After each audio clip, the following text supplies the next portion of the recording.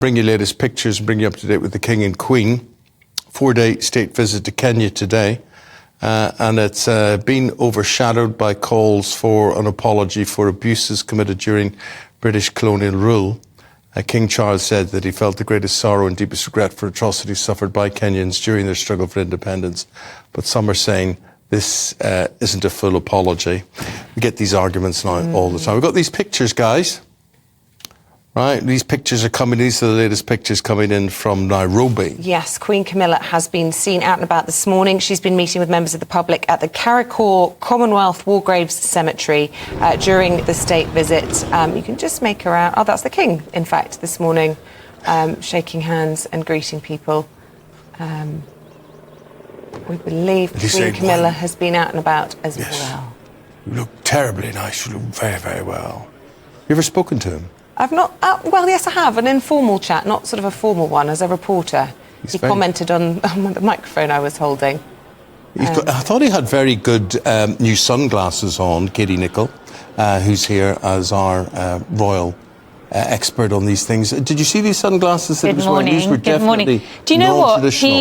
The King really knows how to rock a good pair of sunglasses. He usually goes for a sort of a Ray-Ban look, and actually in the past you've seen him and Camilla matching their sunglasses together. I think every part of this royal tour has been carefully coordinated, and I'm sure the one thing he was in charge of was selecting the right sunglasses. But he always manages to look on trend. He always rocks a double-breasted jacket. But, you know, on a more serious note, I think just you referenced that speech in your intro.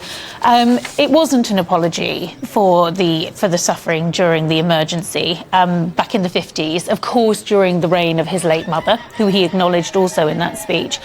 But I think it was a speech that really hit the right notes in all the right places. It's not actually the monarch's job to apologise for the past, and certainly not for a reign that wasn't even his. It's the job of the British government, and the British government did do that 10 years ago. But I think, as we've seen with some of these recent Commonwealth tours, you know, and they're getting a very warm reception here on this walkabout. The King's getting a very warm reception, as did Queen Camilla earlier on. These Commonwealth tours aren't without their problems.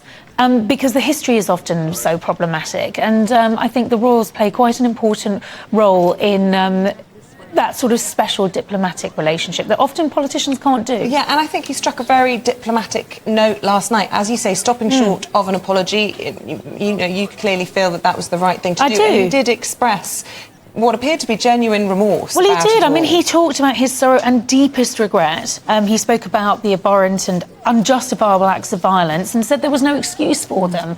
I think that's as close to a sort of an apology as we're going to get from our monarch. And we can see the live pictures of our Queen Camilla there, also at the Kariakor Commonwealth War Graves Cemetery. You can see she's using a stick. I don't know if that is a gift that she's been presented with. It looks to be a traditional Kenyan-style stick. She was certainly pictured with an umbrella over recent days. But Katie, you're saying it's not, you know, it's not typical to see her with any sort of walking aids. No, I wouldn't necessarily think that. No, that I is think what that is. This might well have been something that was gifted to her, and she seemed to be leaning on it terribly heavily. We haven't had any briefing, I just point out, any briefing from the palaces yet as to whether it is a walking stick and she's using it for anything specific. She looked very well yesterday. Well, she seemed on very good form. As a walking stick expert, I can see she's not putting any weight. No, she's not leaning on it, is she? No.